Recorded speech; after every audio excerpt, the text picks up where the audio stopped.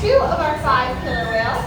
Actually, in the pool right now, you can see Micaiah and Trua. So there are two male killer whales. There's Trua right there, all the way on the left-hand side. He's going to be making his way up in the center of the pool, guys. In 3, 2, 1.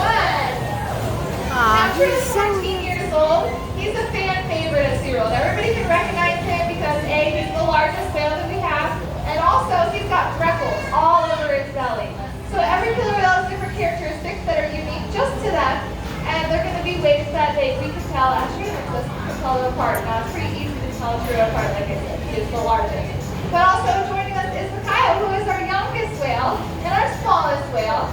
He's 9 years old. Here he is right here.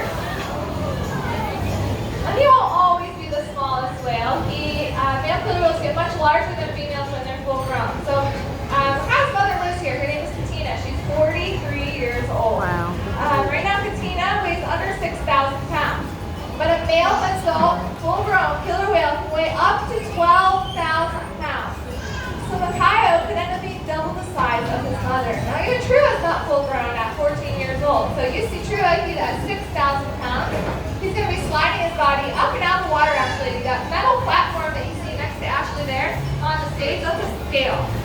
So we weigh our killer whales on a weekly basis to kind of monitor their growing rate. Now you see him straight across there, see how large he actually is.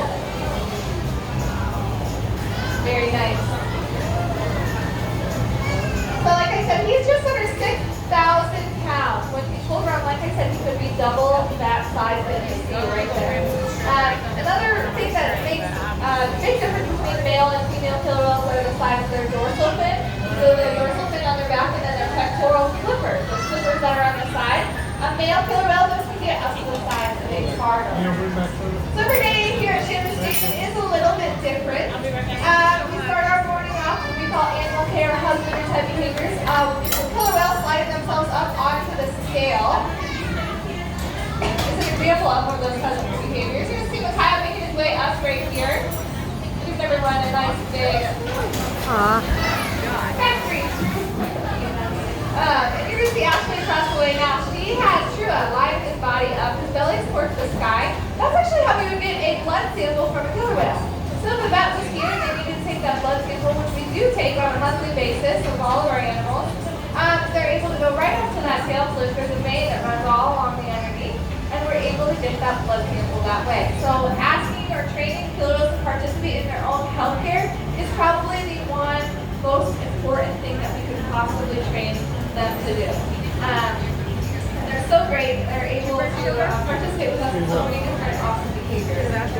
Alright, so now it looks like Micaiah's going to be making his way over here on the left hand side. You can see Kayla, she's got a killer whale enrichment device, or killer whale toy. So all of the whales are playful. They're playful by nature. They're curious by nature. And every whale's going to have different likes and dislikes. Every killer whale might have different toys that they like. Killer whales might like to have other types of reinforcement besides toys. We can give them, besides fish, we can give them ice. See, Kayla's throwing big handfuls of ice in her crowd mouth. He does seem to like the texture of ice. So we have a ton of different toys or enrichment devices that we can give these guys. So you're going to see how Kayla just having a lot of fun. Working on a little play smacking session, what we call.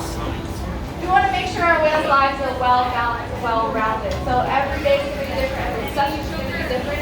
We definitely make sure we focus as part of our day on having fun. We want the whales to have fun too.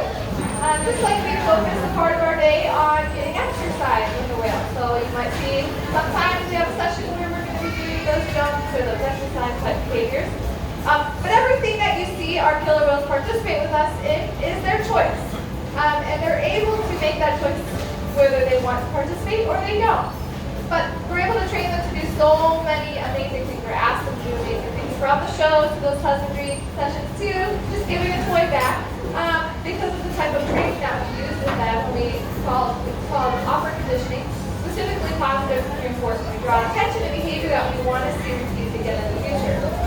But it's because of our relationship that we build with the animals that we're able to ask them to do all these amazing things. You know, when we first start working here as a trainer, you'll just interact with typically one whale and get to know that whale. You spend a lot of time just like an entire